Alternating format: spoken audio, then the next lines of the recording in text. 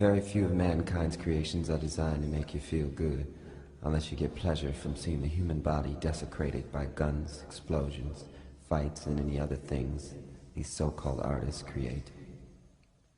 In the name of freedom, many have used art as a means to destroy the human mind. As an excuse to continue, we hear, "Art reflects society." How many times has this lie been repeated? Creations are not real, they say, and yet any one of these people can call to mind images and complete scenes of horror in graphic detail. They will carry these so-called unreal creations around with them for the rest of their lives. These images are now a part of their being.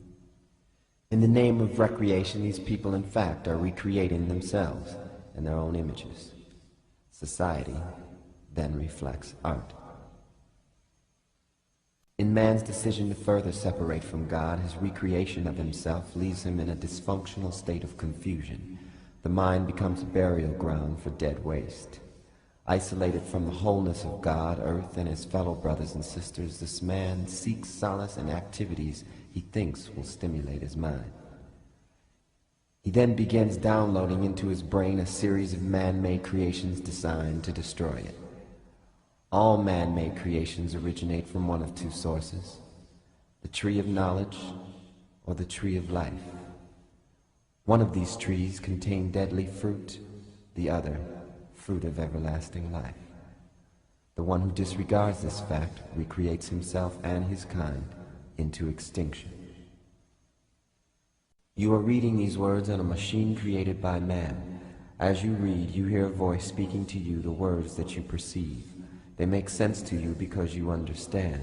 Stand under the spelling. The words are what binds this spell to your illusion.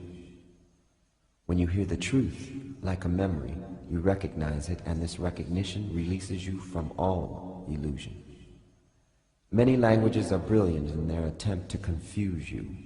Con meaning against, fuse meaning together. Words in their spell-binding illusions have the power to keep man separate from God. You were born in an all-knowing state of mind. The first words spoken to you begin the spell. The words come from one of two sources: the tree of knowledge or the tree of life.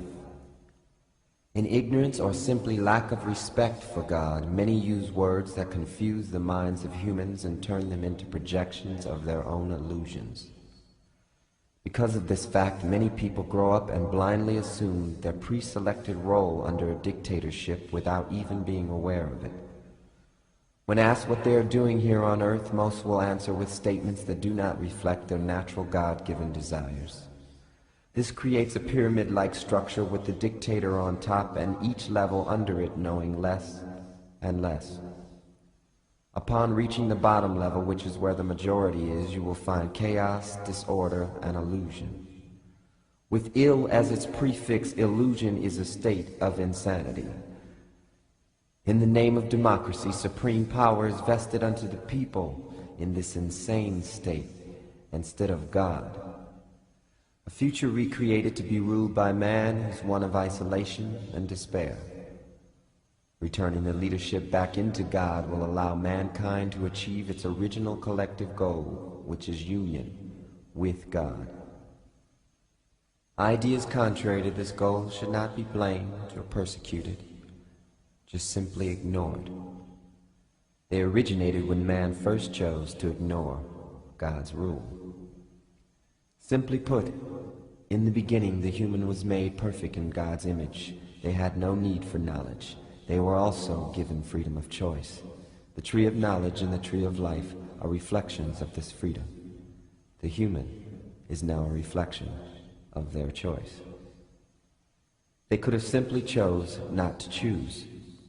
God being centrifugal in nature, freedom was the cause and choice was the effect. In knowing their perfection made in God's image, there was no need to choose. In fact, there were no needs. There was only love in an all-knowing state before the fall. The worst thing you can do is give up your God-given right to choose. For in it, you can choose not to choose. Therein is the final judgment. The illusion ceases, and you awaken from your dream. Now the healing begins. With an all-knowing mind made in God's image, you can create as your Creator, God, intended. With love, honor, and respect for every living thing in the universe. Separation ceases, and we all become one being, singing the one song.